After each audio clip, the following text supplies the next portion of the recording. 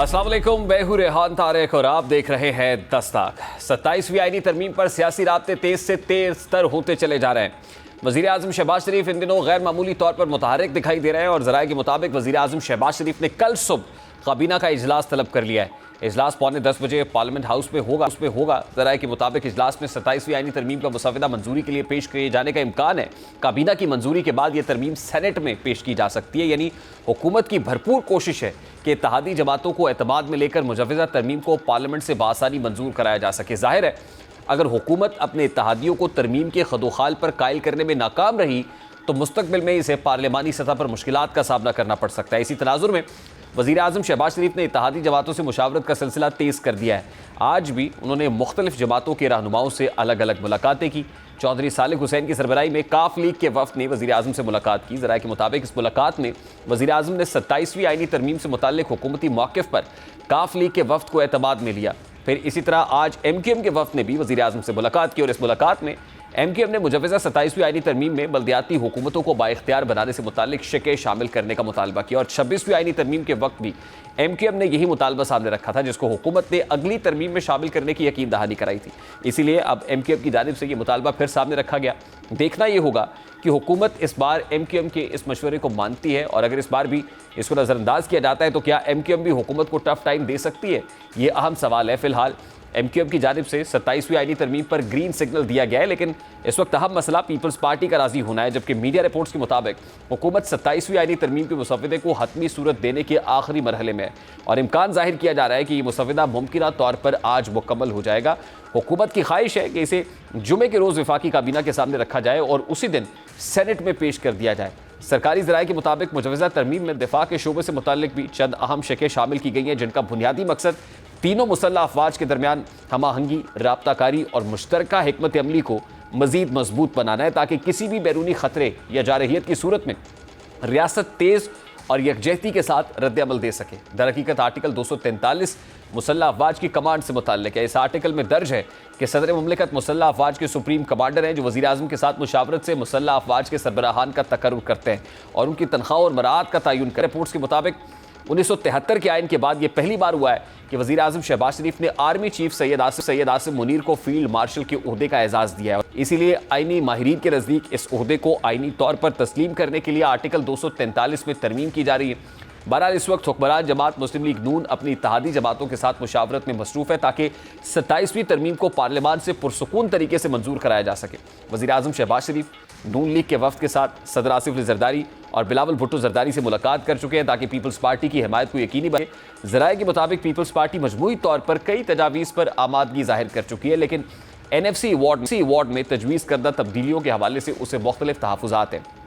Peoples party का मौक़िफ़ है कि वो किसी भी ऐसे इक़दाम की हिमायत नहीं करेगी जो सूबों के माली हिस्से या उनके इंतज़ामी इख्तियारात में कमी का सबब बने। और आज पीपल्स पार्टी की CEC मीटिंग का अहम इजलास हो रहा है जिसमें पीपल्स पार्टी इस मुमकिना तरमीम के खदोखाल का जायज़ा ले रही है। लेकिन अहम सवाल ये है कि पीपल्स पार्टी जो NFC अवार्ड को अपनी शनाख्त करार देती है, क्या वो 18वीं तरमीम को रोल बैक होने देगी? क्योंकि वज़ीर आला सिंध मुराद अली शाह इस हवाले से दो टोक अंदाज में गुफ्तगू करते हुए फरमा रहे हैं कि 18वीं तरमीम को रोल बैक होने नहीं देंगे।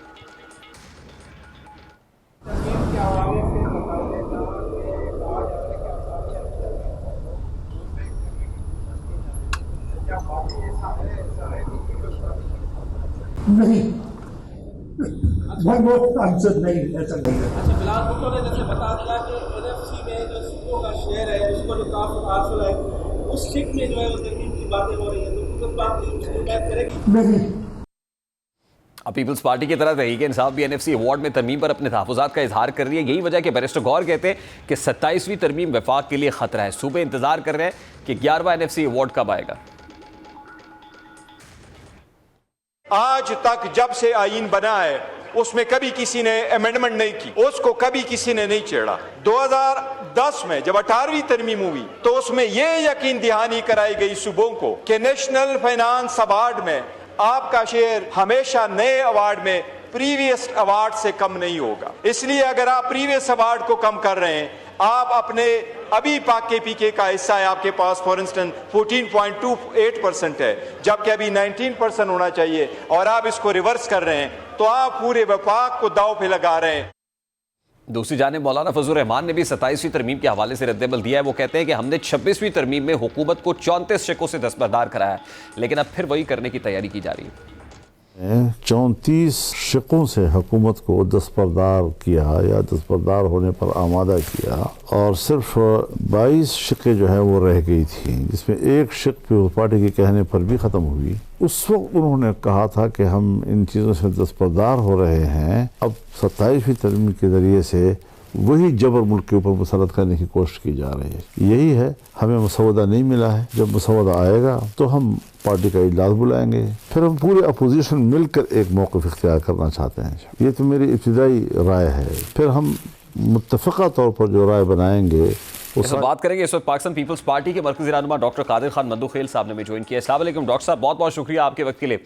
मद्दूखेल साहब, सबसे पहले तो बड़ा सादा सा सवाल है, आज पाकिस्तान पीपल्स पार्टी की सेंट्रल एग्जीक्यूटिव कमेटी का इजलास होने जा रहा है, लेकिन मुमकिन तौर पर कल ये मसविदा कैबिनेट में पेश किया जाएगा और इम्कान जाहिर किया जा रहा है कि काबीना से मंजूर करा लिया जाए, यानी छठ मंगनी पट गया। इतनी उजलत में क्यों नजर आ रही है वफाकी हुकूमत?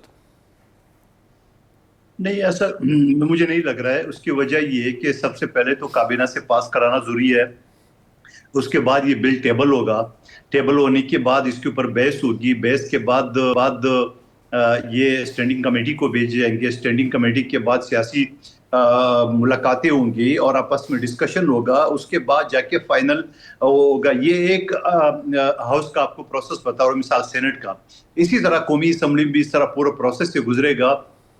तो मुझे नहीं लग रहा है कि ये 14 नवंबर जैसे मीडिया बता रहे कि पास होगा। मुझे लग रहा है कि इसमें कम से कम महीना डेढ़ तो लगेगा इसमें। मैं जरा फैसल वाडा साहब की गुफ्तगू भी आपको सुनवाने चाहता हूँ, वो जरा शॉर्ट चलवाइए, वो क्या प्रेडिक्ट कर रहे हैं, और क्योंकि उमूमन फैसल वाडा साहब की पेशगोइयां दुरुस्त साबित होती है। सुने जरा। कब तक ये मुमकिन है कि सेनेट में पेश की जाए? आपको इस महीने की आखिर से पहले इंशाल्लाह पास होती हुई नजर आएगी।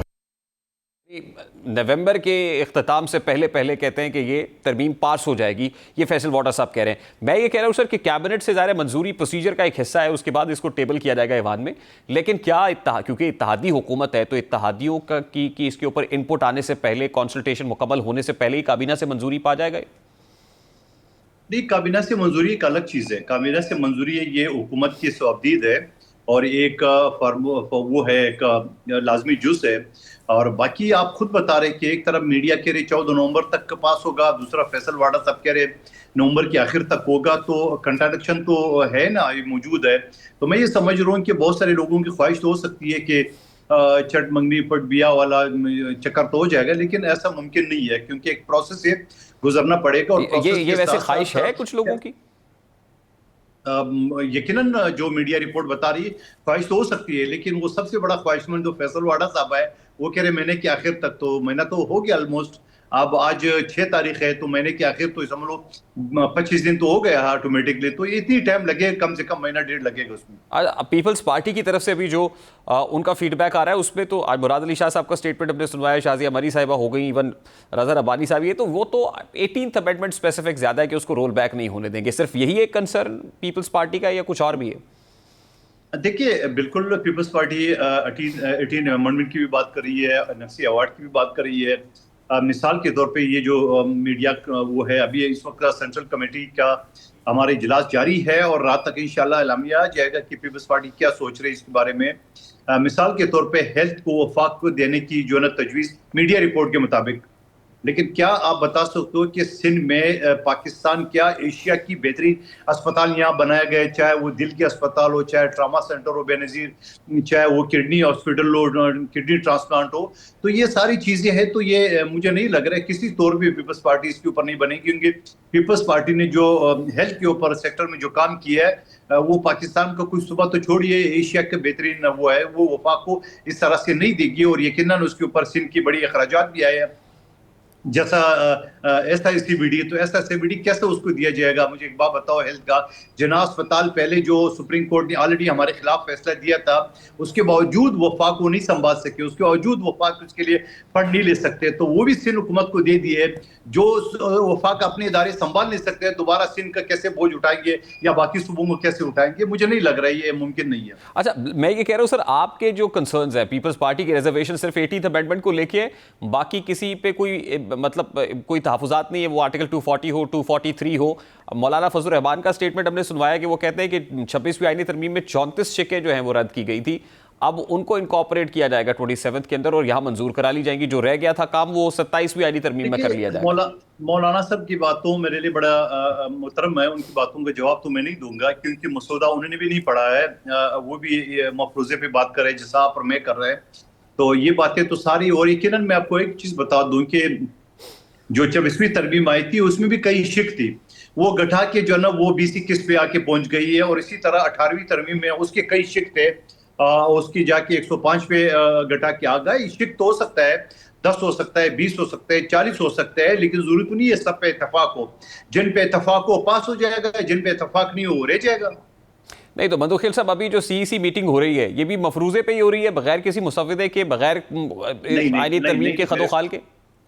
नहीं यार तारिक साहब कैसी बात कर रहे हो आप मुझे एक बात बताओ कि सबसे पहले तो ये न्यूज ब्रेक किया है बिलावल भुट्टो जरदारी साहब ने, और उन्हें ये कहा कि हुकूमत ने हमसे हिमायत मांगी। किस पॉइंट, ये उसने सीधा पॉइंट भी बता दिए जो आपकी जबान पे भी आपने दोहरा दिया है, जैसे 243 हो गया, एनएफसी हो गया, वगैरह वगैरह। और यकीनन जो सेंट्रल कमेटी का जो इजलास चल रहा है वो इजलास मफरूजे पे तो नहीं चले होगा, उनके सामने कोई मसौदा तो होगा, उसके ऊपर डिस्कस। यानी बिलावल साहब ने जो पब्लिक की इंफॉर्मेशन वो तो बड़ी सतही इंफॉर्मेशन थी, सीधा पॉइंट्स जैसे आपने कहा, लेकिन आप ये कह रहे हैं कि डिटेल जो इनसाइट्स है इसकी वो बिलावल साहब के पास है, और आज जब सीईसी बैठी हुई है तो उस पर डिटेल बातें हो रही होंगी। देखिए मैं बताता हूँ कि ट्विटर अकाउंट पे या एक्स पे इतनी सारी लंबी चौड़ी गुफ्तगू तो नहीं हो सकती है। आपको पता है कि लिमिटेड पॉइंट्स होता है, लिमिटेड वर्ड्स होता है जो आप पेस्ट कर सकते हो। यकीनन जो आज पूरा पाकिस्तान से सेंट्रल एग्जीक्यूटिव कमेटी के जो इजलास बुलाया गया तो इसीलिए बुलाया गया कि इसके ऊपर डिस्कस हो। तो आप बताओ, अगर हमारे पास मसौदा नहीं है तो डिस्कस किस बात पे होगा? और वैसे कल तो वैसे ही सेनेट में टेबल हो रहे हैं जैसे मीडिया रिपोर्ट बता रहे हैं। देखिए मैं ये क्यों पूछ रहा हूँ आपसे, जब बिलावल साहब ने ये किया और पब्लिक डोमेन में आ गया मामला, तो उस वक्त बैरिस्टर अकील मलिक साहब ये कहते हैं कि अभी तो कोई मुसव्वदा तैयार ही नहीं हुआ, कोई ड्राफ्ट तैयार ही नहीं हुआ, तो बिलावल साहब ने कैसे पब्लिक कर दिया? तो फिर अगर तैयार ही नहीं हुआ तो पीपल्स पार्टी की सीईसी मीटिंग में कैसे आ गया? देखो ये तो अकील मलिक साहब से आप पूछे, और कल इनका एक स्टेट मिनिस्टर बैठा हुआ था मेरे साथ, हुज़ैफा रहमान साहब, वो तो कह रहे 3 महीने से इसके ऊपर काम चल रहा था। जब उनसे सवाल किया गया कि एहसन इकबाल साहब ने वसीम बादामी की शो में, एहसन इकबाल साहब ने तो कहा कि 15 दिन पहले कि मुझे नहीं पता, ऐसा कोई डिस्कशन भी नहीं। उसने कहा उसको नहीं पता होगा, वो जनरल सेक्रेटरी बोला उसको नहीं पता। तो ये सारी बातें तो आज आता तारड़ साहब से किसी ने पूछा कि नवाज शरीफ साहब को एतमाद भी लिया, उसने वो ले लिया होगा। तो ये हुकूमत की तो मुख्तलिफ बातें हैं उसके ऊपर, लेकिन जो बिलावल साहब ने बात की है तो यकीनन उनके साथ डिस्कस हुई है। और फिर उसके बाद बिलावल साहब ने सीईसी की जो इजलास बुलाया तो किस बात पे बुलाया? मफरूजे पे तो नहीं बुला सकते हैं। जारी बात है, खदखाल होंगे, कोई ड्राफ्ट होगा, कोई मसौदा होगा जो सीईसी के सामने रखेंगे, इसके बगैर तो नहीं हो सकता है। ठीक है, ड्राफ्ट तो है। अब सर जहां तक मंजूरी की बात है तो इम्कान यही है कि पहले सेनेट में पेश किया जाएगा, तो सेनेट में भी हुकूमत के पास they are 3 short of required number, तो वो जो 3 की हिमायत दरकार है, आपको लगता है वो आसान होगी? उसमें ऑपोजिशन के कुछ लोगों की हिमायत हासिल कर ली जाए? यही दोबारा वसीम बादामी साहब की शो में हुज़ैफा रहमान साहब ने कहा कि हमें 64 दरकार है, 65 हो सकता है, 63 नहीं हो सकते हैं। जब उनसे पूछा गया है कि कैसे, बोले हमने कर दी है। उन्होंने ये भी कहा कि हमें मौलाना की एनपी की वोटों की जरूरत ही नहीं है, हमने वैसे 64-65 कर दिया है। तो हुकूमत जब इतने बड़े दावे कर रहे हैं तो कुछ तो क्या होगा उन्होंने। लेकिन पीपल्स पार्टी ये कहना हुकूमत की ना दावों पे जाएंगी ना वोट के तादाद पे जाएगी। पीपल्स पार्टी अपनी पॉलिसी देखेगी, क्योंकि 1973 का जो आइन है वो पीपल्स पार्टी ने दी है, फिर 18वीं तरमीम पीपल्स पार्टी ने दी है, 26वीं तरमीम पीपल्स पार्टी और मौलाना साहब और पीटीआई सब ने मिल के ये पास कर रहा है। और गो के पीटीआई बाद में मुनकर हो गई, लेकिन मसौदे से तो इतफाक कर लिया है। तो मैं समझ रहा हूँ कि इसके ऊपर डिबेट होगा, एक शिक भी होगा, इस तरह हवा में नहीं पास होगा। मधुकर साहब, हुकूमत के पास इतना कॉन्फिडेंस कहाँ से आ रहा है? हाँ, ये तो हुकूमत से पूछे ना। नहीं, आप तो क्योंकि बेंचेस पे आप तो उनसे मिलते हैं, आप तो बॉडी लैंग्वेज भी देखते हैं इंटरनल मीटिंग्स। मैं तो आपको एक इनका वज़ीर आज़म का स्पेशल असिस्टेंट हुज़ैफा रहमान साहब अपनी पार्टी के जनरल सेक्रेटरी एहसन इकबाल साहब के बारे में कह रहे हैं। जो जनरल सेक्रेटरी है वो वफाकी वजीर है, बानी अरकान में से, वो कह रहे उसको नहीं पता होगा। फिर अता तारड़ साहब ने कहा कि नवाज शरीफ साहब को भी बता दिया होगा। तो ये तो उनके स्टेटमेंट है ना, उनके ऊपर तो हम नहीं जाएंगे, हम तो अपनी पॉलिसी अपनी पार्टी को देखेंगे। बड़ा सादा सा सवाल है बंदूखिल साहब, ये इस तरमीम के बाद क्या है जो तब्दील होने जा रहा है? जब मसौदा आपने नहीं देखा है, मैंने नहीं देखा है, तो ये आज सीसी के सामने इजलास में ये आ जाएगा सारी अलामिया और कल टेबल होगा तो उनके साथ। और मैं आपको ये और बता दूं कि मसौदा जरूरी नहीं है कि मिसाल 20 वांटे तो 20 के 20 पास होगा। जिस पे इतफाक होगा 10 पे 15 पे 12 पे तो उस पे होगा, जिस पे इतफाक नहीं हो सका वो रह जाएगा। 24वीं तरमीम आपके सामने। जितनी कॉन्फिडेंट गवर्नमेंट है, क्या पीपल्स पार्टी के पास भी उतना ही एतमाद है? नहीं देखिए, मैं दोबारा आपको रिपीट करता हूं कि हमने हुकूमत के बयानात पे आपके सामने मैंने गिनवाया है, हम उन पे नहीं जाएंगे। हम अपनी पार्टी की पॉलिसी देखेंगे, हम अब देखेंगे कि सूबों को कहां तक तहफ़्फ़ुज़ हासिल हो, वफाक कहां तक मजबूत होगा। ये सारी चीजें हम डिस्कस करके और बाकायदा सोच समझ के इसके ऊपर फैसला करेंगे, ऐसे हवा में नहीं करेंगे। बहुत बहुत शुक्रिया मंदुखेल साहब आपके वक्त के लिए। पाकिस्तान टीके पर वज़ीर आज़म डॉक्टर कादिर खान मंदुखेल हमारे साथ मौजूद थे। सीसी इजलास जैसे मंदुखेल साहब फरमा रहे थे हो रहा है, उसके बाद पाकिस्तान पीपल्स पार्टी और ज़ाहिर है इजलास जब हो रहा है तो कुछ ना कुछ तो है, वो कोई ड्राफ्ट है, वो कोई शेयर्ड इन्फॉर्मेशन है, कुछ पॉइंटर्स हैं जो बिलावल साहब और पीपल्स पार्टी अपने लोगों के साथ शेयर करेगी। उसके बाद पीपल्स पार्टी का क्या मौक़िफ़ है वो यकीनन सामने आ जाएगा। एक ब्रेक लेते हैं, ब्रेक के बाद वापस आते हैं।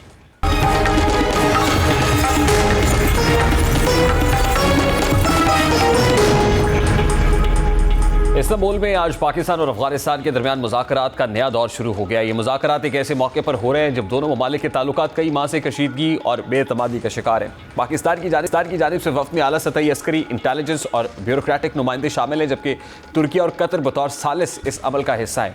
अब मुज़ाकरात का बुनियादी मकसद जंग बंदी के नफाज के तरीक़ाकार को हतमी शक्ल देना और ऐसे मैकेनिज़्म पर इत्तफाक करना है जिसके ज़रिए सरहद पार हमलों और दहशतगर्दी के वाक़यात को रोका जा सके। पाकिस्तान ने वाज़ेह कर दिया है कि वो किसी सूरत अपने मुतालबात से पीछे नहीं हटेगा और वो अफगानिस्तान से तहरीरी ज़मानत हासिल करना चाहता है कि उसकी सरजमीन पाकिस्तान के खिलाफ दहशतगर्दाना सरगर्मियों के लिए इस्तेमाल ना हो। ये मुज़ाकरात बज़ाहिर एक सफारती पेशरफ्त हैं, ताहम इनके असरात महज सरहदी तनाज़ात तक महदूद नहीं रहेंगे, बल्कि ये अमल खत्ते की मजमूई सिक्योरिटी, मईशत, सियासी माहौल और बैनुल-अक़वामी ताल्लुकात पर भी असरअंदाज होगा। अगर ये बातचीत नतीजा खेज साबित होती है तो न सिर्फ पाकिस्तान और अफगानिस्तान के दरमियान ताल्लुकात में बेहतरी आएगी, बल्कि जनूबी एशिया में इस्तेहकाम की एक नई राह भी हमवार हो सकती है। इसके बरअक्स अगर मुज़ाकरात नाकाम होते हैं तो दोनों ममालिक के दरमियान अदम एतमाद मज़ीद बढ़ जाएगा और दहशतगर्दी की लहर दोबारा शिद्दत इख्तियार कर सकती है, क्योंकि गुज़श्ता 3 बरसों के दौरान पाकिस्तान को पहले ही दहशतगर्दी के ऐसे कई वाक़यात का सामना करना पड़ा जिनके ताने बाने किसी न किसी शक्ल में अफगानिस्तान से मिलते दिखाई दिए हैं। 2022 में अमरीकी अफवाज के इनखला के बाद अफगानिस्तान में ताकत का तवाज़ुन बदल गया और तालिबान के दोबारा बरसर इक़्तिदार आने से वो कि जंग का खात्मा हुआ, लेकिन इसके साथ ही पाकिस्तान में दहशतगर्दाना कार्रवाइयों में इजाफा देखने में आया। 2022 से 2025 के दौरान सैकड़ों हमले ऐसे रिकॉर्ड किए गए जिनमें पाकिस्तानी सिक्योरिटी एहलकार और शहरी निशाना बने। ख़ास तौर पर खैबर पख्तूनख्वा और बलूचिस्तान के सरहदी इलाकों में दहशतगर्दी के वाक़यात में नुमाया इजाफा हुआ। इन हमलों में कई बार ऐसे शवाहिद सामने आए जिनसे साबित हुआ कि हमलावर अफगानिस्तान से दाखिल हुए थे या उन्हें वहाँ से लॉजिस्टिक मावनत मिली थी। अब ऐसे में पाकिस्तान के लिए सबसे बड़ा चैलेंज ये है कि वो अफगानिस्तान से ऐसे ठोस इक़दाम कराए जो ज़मीनी हक़ाइक़ पर असर डाल सकें। अफगानिस्तान के लिए भी एक हसास मरहला है कि एक तरफ उसे अपनी खुद मुख्तारी और दाखिली मामलात में बैरूनी मुदाखलत का खदशा है, दूसरी जानिब पाकिस्तान के साथ कशीदगी बरकरार रहने से इक़्तिसादी मुश्किलात, तिजारत की रुकावटें और आलमी दबाव में इजाफा हो सकता है। माहिरीन के मुताबिक अगर इस्तांबुल मुज़ाकरात में कोई वाज़ेह पेशरफ्त हुई और दोनों ममालिक जंगबंदी के नफाज के तरीक़ाकार पर मुत्तफ़िक हो गए तो मुस्तक़बिल करीब में कशीदगी में कमी का इम्कान मौजूद है। ताहम ये बहुत हद तक इस बात पर मुनहसर होगा कि अफगानिस्तान किस हद तक पाकिस्तान के तहफ़्फ़ुज़ात को अमली तौर पर दूर करता है। मैं ज़बानी यकीन दहानी अब काफ़ी नहीं रही, क्योंकि पाकिस्तान के लिए दहशतगर्दी एक दाखिली इस्तेहकाम का मसला बन चुकी है। अगर अफगानिस्तान अपने असर और रसूख का इस्तेमाल करते हुए इन गिरोहों के खिलाफ कार्रवाइयाँ करता है जो पाकिस्तान के खिलाफ सरगर्म है तो एतमाद साजी की फ़ज़ा पैदा हो सकती है। इसके बरक्स अगर ये गिरोह बदस्तूर सरगर्म रहे तो मुज़ाकरात का सारा अमल बेमानी साबित होगा। अब दूसरी जानिब खित्ते की सियासत में भारत का मनफी किरदार भी किसी सूरत नज़रअंदाज नहीं किया जा सकता। भारत ने अफगानिस्तान में अपनी मौजूदगी को पिछले चंद सालों में मजबूत किया है और तालिबान हुकूमत के साथ भी सफारती रवाबित बहाल किए हैं। भारत अफगानिस्तान में सरमायाकारी, तालीमी मनसूबे और इमदादी सरगर्मियों के जरिए अफगानिस्तान में अपना असर रसूख बढ़ा रहा है। पाकिस्तान के नज़दीक भारत की ये सरगर्मियाँ सिर्फ तामीरी और तरक्की तक महदूद नहीं है, बल्कि वो अफगानिस्तान को पाकिस्तान के खिलाफ एक स्ट्रेटेजिक महाज के तौर पर इस्तेमाल कर रहा है। सब कुछ एक तरफ है, दूसरी तरफ अगर US की बात करें तो अमेरिका भी ऐसे लगता है कि एक तरफ तो पाकिस्तान के वो तरफ से रफ़ाइल गिराने की बात करता है, नंबर की बात की डोनाल्ड ट्रंप ने कि 8 तैयारे गिराए गए, साथ ही वो एक दिफाई मुआहिदा है जो भारत के साथ साइन किया गया है, तो ये भी दुरंगी लग रही है। अमेरिका इस सारे मामले में कहाँ है? इस वक्त senior defence analyst brigadier Masood Ahmed Khan साहब ने भी ज्वाइन किया। अस्सलाम वालेकुम ब्रिगेडियर साहब, बहुत बहुत शुक्रिया आपके वक्त के लिए। ब्रिगेडियर साहब, सबसे पहले तो इसी से स्टार्ट कर लेते हैं। प्रेसिडेंट ट्रंप कह रहे हैं कि 8 तैयारे गिराए गए। बड़ी अच्छी बात है, मतलब एक तरफ तो वो हम इससे खुश होते हैं कि प्रेसिडेंट ट्रंप जो है वो तैयारे गिराने की बात करते हैं, बहुत खुशी होती है, लेकिन साथ ही जो डिफेंस पैक्ट जो है साइन किया रिसेंटली इंडिया के साथ, where are they standing sir? जी हाँ, देखिए बहुत शुक्रिया। मेरे ख्याल में हमारे मिसकंसेप्शन है, वो डिफेंस पैक्ट जो है उसकी कोई वैल्यू नहीं है। 2005 में ये साइन हुआ था और उस वक्त कंसेप्ट डिफरेंट था, और उस वक्त अल्टीमेटली फोकस इनका चाइना पे था। और चाइना में फिर देखें कि बाद में पिवट ऑफ एशिया का कंसेप्ट लेके आए थे ओबामा, और उस वक्त फोकस था कि चाइना इंडियन ओशन रीजन में और साउथ ईस्ट एशिया में, यहाँ पे उन्होंने कहा था फोकस करेंगे। और इसके बाद ये 2005 में ये एग्रीमेंट साइन हुआ कि हम सपोर्ट करेंगे, लेकिन इसमें आफ्टर एवरी 10 ईयर्स इसको एक्सटेंशन थी। क्वाड इसके बेसिस पे क्वाड बनी, लेकिन क्वाड आके क्वाड खत्म हो गई। वो इसलिए खत्म हुई, देखें कि अब इसकी सिग्निफिकेंस इसलिए खत्म है कि इस एग्रीमेंट के से आपने उनको कोई F-18 नहीं दिए, कोई F-35 नहीं दिए, कोई एयर डिफेंस सिस्टम नहीं दिया, कुछ भी नहीं दिया, ना कोई ट्रांसफर ऑफ टेक्नोलॉजी आपने की है। सो it was an understanding, intelligence sharing थी और इस तरह की बात थी। लेकिन अभी देखें कि जो अब रिसेंट मीटिंग हुई है साउथ कोरिया में प्रेसिडेंट शी और प्रेसिडेंट ट्रंप के दरमियान, और दोनों इस बात पे मुत्तफिक हुए हैं, और उन्होंने कहा हमने जो मिसअंडरस्टैंडिंग थी वो सेटल हो गए हैं, टैरिफ का इश्यू सेटल हो गया है। और उसके फौरन बाद एक ट्वीट की थी सेक्रेटरी वार ने, और उन्होंने कहा था कि जो हमारे डिफरेंसेस थे, हमारी मिसअंडरस्टैंडिंग्स है, हम डी एस्केलेशन की तरफ जा रहे हैं। तो इसका मतलब है Quad is buried no. So वो उसमें कोई फायदा, मतलब आप समझ लें कि India is not going to get anything from this से। So it was a continuity थी, हर 10 साल के बाद ये कर रहे थे। तो आप कहें पेपर्स की हद तक ठीक है, तो उससे उसकी कोई इम्प्लीकेशंस नहीं है। ब्रिगेडियर साहब, हमारे ईस्टर्न और वेस्टर्न बॉर्डर के ऊपर कशीदगी तो बदस्तूर बरकरार है, एक अनसर्टेनिटी है दैट लूम्स, और एक ऐसे वक्त में जब इस्तांबुल के अंदर हम तालिबान के साथ एंगेज करने की कोशिश कर रहे हैं, अब ऐसे में हम उनको याद दिला रहे हैं कि आपने दोहा पीस एग्रीमेंट पे साइन किए हुए थे, जिसमें जाहिर है अमेरिका एक बहुत बड़ा स्टेक होल्डर है, तो why are they so silent? देखें कि उसमें अभी यकीनन बिहाइंड द सीन यकीनन कुछ ना कुछ बातचीत वगैरह इन्फ्लुएंस या कोई बातचीत चल रही होगी, लेकिन हमारा अपना इंटरेस्ट है, हमने अपना नेशनल इंटरेस्ट देखना है, और अपना नेशनल इंटरेस्ट को भी नो किस तरह हमने डिफेंड करना। That's why president Trump acknowledge कर रहा है कि 8 जहाज गिरे हैं, एसेंशियली 8 जहाज का। तो इसमें आपकी लीडरशिप की थी, it was military leadership, it was political leadership. उसके बाद से आपने ताल्लुकात रीसेट किए, अमेरिका के साथ मिलिट्री डिप्लोमेसी आपने की है। सो पाकिस्तान का अभी एक जो दुनिया देख रही है वो डिफरेंट एंगल से पाकिस्तान को देख रही है, जियो पोलिटिकल प्लेयर के तौर पर देख रही है। आपका जियो स्ट्रेटेजिक प्रोफाइल आपका बढ़ गया है।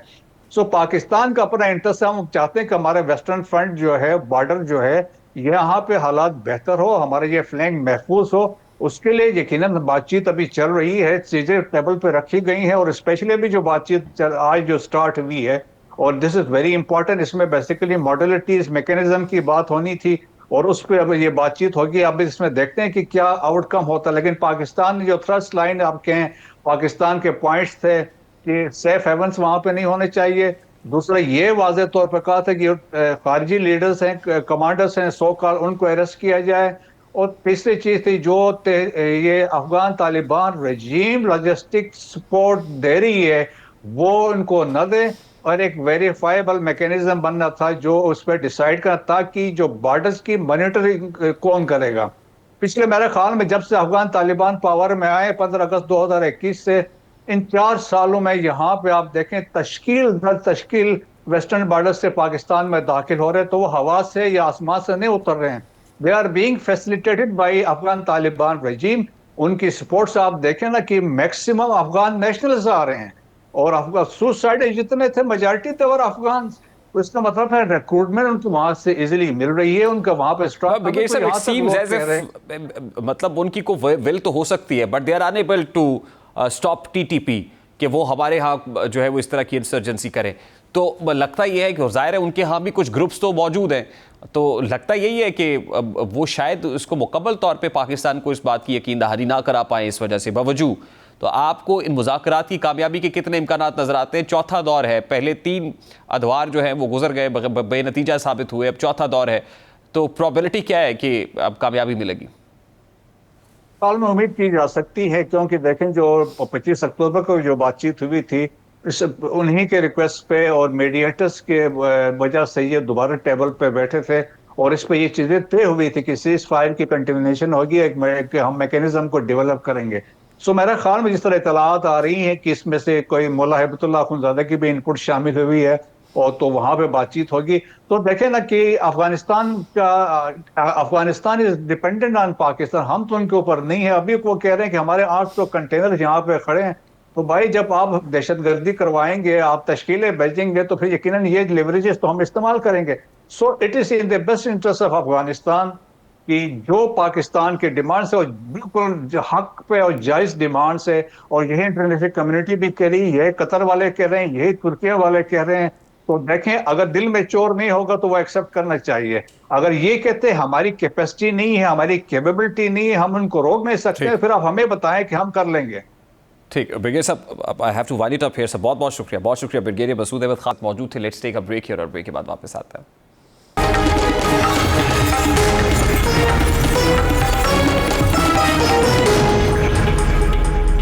मारूफ राइटर खलीलुर रहमान कबर से मुतालिक एक और हालिया वाक़या पेश आया, जहाँ एक शख्स ने मुबैना तौर पर उन्हें नाजेबा वीडियो के नाम पर ब्लैकमेल करने की कोशिश की और उनसे 1.5 करोड़ रुपए तावान का मुतालबा किया।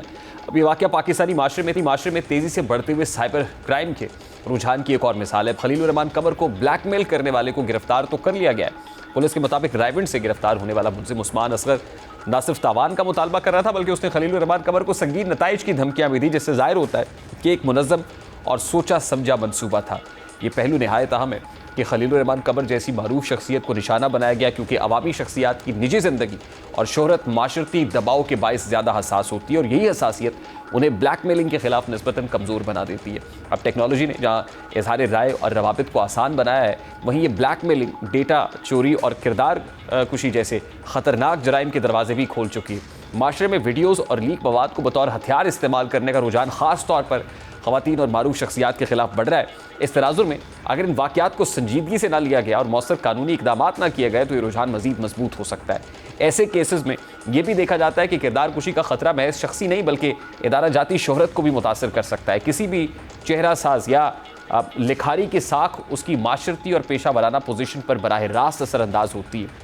खलीलुर रहमान कबर क्योंकि पहले भी मुख्तलिफ तनाज़ात में नुमाया रहे हैं, इसलिए ऐसे वाक़यात के असरात उनके काम पर असरअंदाज हो सकते हैं। ताहम दूसरी जानिब किसी भी शख्स या शख्सियत की निजी ज़िंदगी या उसकी कमज़ोरियाँ ब्लैकमेलिंग या अवामी तज़हीक का जवाज़ नहीं बन सकती, क्योंकि ऐसी रविश ना सिर्फ अखलाकी तौर पर गलत है बल्कि माशरती अक़दार और कानून दोनों के ख़िलाफ़ भी है।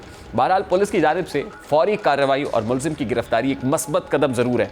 अब ज़रूरत इस बात की है कि साइबर क्राइम सेल की इस्तेदाद, आम सारिफ की आगाही, सोशल मीडिया प्लेटफॉर्म्स पर प्राइवेसी की तालीम और कवानीन के सही इतलाक़ पर संजीदगी से तवज्जो दी जानी चाहिए। खलीलुर रहमान कबर या आमना उरूज एक इनफरादी मिसाल हो सकते हैं, लेकिन यह मसला फ़र्द से कहीं बड़ा गहरा है। अगर माशरा इस रवैये की मजम्मत और कानून इसके खिलाफ सख्त रद्दअमल में यकजा न हुए तो मुस्तकबिल में ये रुझान मजीद संगीन सूरत इख्तियार कर सकते हैं। एक ब्रेक लेते हैं, ब्रेक के बाद वापस आते हैं।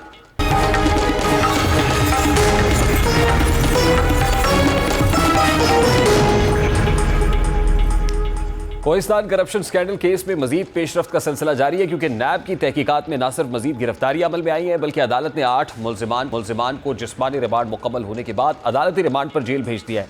इससे यह तासुर मजबूत होता है कि इस स्कैंडल में बाकायदा मुनज़्ज़म और मरबूत तरीके से कौमी ख़जाने को नुकसान पहुँचाया गया। मीडिया रिपोर्ट्स के मुताबिक अपर कोहिस्तान में कम्युनिकेशन वर्क्स डिपार्टमेंट और नेशनल बैंक के कुछ अफसरान ने एक दूसरे के साथ गठजोड़ करके जाली दस्तावेज़ात और फर्जी ठेकों के जरिए सरकारी फंड्स में बड़े पैमाने पर खुर्द-बुर्द की।